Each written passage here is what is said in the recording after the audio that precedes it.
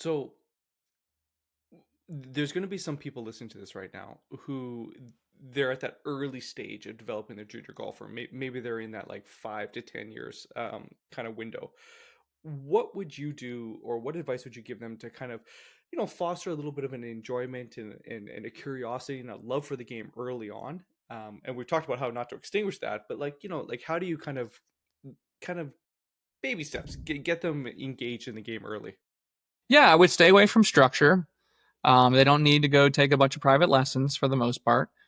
Doing anything that is going to be fun is going to ignite them.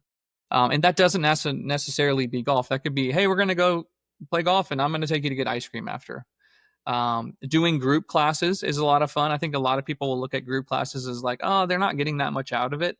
Maybe that's true from like an instructional standpoint, but I would argue, who cares? They're 5, 6 years old.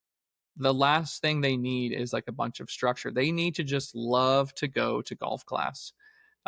Playing on the golf course is the most fun thing. Driving the golf cart is a very fun thing. Anything where they like, man, that was so cool. I think getting them like cool outfits, like get them shoes, get them a bag, get them clubs, get some US Kids clubs. I think the more that they feel like they're like mom or dad playing, they're going to really, really enjoy it. Don't worry about performance. I mean, you literally have the rest of your, childhood to worry about their performance. This is where the burnout can happen. Not the burnout. It never ignites. Is if it's too serious too early, and you guys are leaving and like the kid's crying. That is not where you want to be. No one cares how good your 5-year-old is. No one cares how good your 8 or 9-year-old is. I don't care. No, I mean, no college coach is going to care. So don't worry about it. Having the world's best 9-year-old. Who's the best 9-year-old in the world right now? I don't think anybody knows. So don't worry about it. Um, Once they have that interest and that it's time to step it up, you'll know. And that's when you start, okay, he's ready to get serious. Let's hire a coach. Let's find someone that's good at developing juniors. Let's get some tournaments under our belt. But that's going to take some time. That is the one thing that's different with golf because it's so skill oriented. You can't just go play soccer. Everyone can run and kick a ball for the most part pretty quickly. Can't do that in golf. But you can still go on the course and have some fun with dad. What do we need to do from a golf parent's point of view when it comes to that window then where they're starting to take it a little bit more serious? Like, how do we know what a good junior golf coach looks like or is? Like, how do we know if we have the right coach? What should we be looking for? That's a great question. I get that question a lot. Number one is you need to look for someone who's done it before. And what I mean by that is if your kid is the first one that they've coached, you think, then they probably don't know what to do.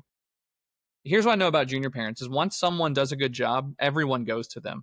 So it's going to be pretty easy to find them. Like right now with my career, it's pretty easy to find, the 5 or 10 guys in North Texas who are doing a good job because everybody goes to them because they do a good job. Um, Look for people who've done it over a period of time. Secondly, I really would avoid people who sit on the driving range. I'm not saying that sitting on the driving range and taking lessons is bad. That's fine. That's good. If you are only doing full swing every single lesson, then my question would be, how are you going to develop those other skills? Who is going to be teaching them? And you can be like, well, they'll develop. Putting's not that hard, and they can chip. They chip with a pitching wedge or something like that. So just have really like sensitive ears to and eyes to what this person's doing. Most of the time, um, what I see is the parents aren't really involved in the process. I'm not saying they need to go to the lessons, but I would definitely be checking in. If it appears that someone's not trying really hard, like to make your kid good, then they're probably not trying very hard. And that's why they don't have a lot of kids. So look for someone who's doing it. Look for someone who does a lot of skills, and someone that you can see pretty often. Taking a lesson like once a month is okay, but it's not as good as probably taking one every 1 or 2 weeks. Whenever someone starts taking lessons once a month, what happens is you only do full swing because you have to check in on how someone's hitting it. But if you really want to get into like the softer side of lessons and doing, chipping out of the rough or green reading skills or speed control, then you're going to have to see someone more.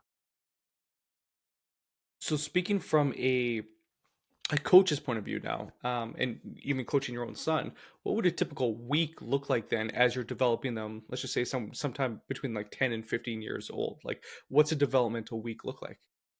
Yeah, I'd say at least down here in Texas, again, this is a pretty competitive place and the weather's good enough you can do it all day. Most kids are practicing, 5 to 7 days a week. They're probably playing 60 to 70% of the time. And the other time is spent kind of correcting errors. So, if you go play and you're not driving it well, you're probably going and fixing that. Most kids are probably taking a lesson once a week. They might be doing some sort of group training as well, like a 2 hour group training session on short game or putting. And then they're really prioritizing their skill development. So most kids have some type of like blueprint for their full swing, like what should look like. A lot of kids have technology, maybe a launch monitor. They're checking that. And then they're running through their kind of, we'll call it like tests. They have tests in like distance wedges, short game, putting, with drills that have scores. I mean, you have to be doing some drills that kind of measure how you're doing.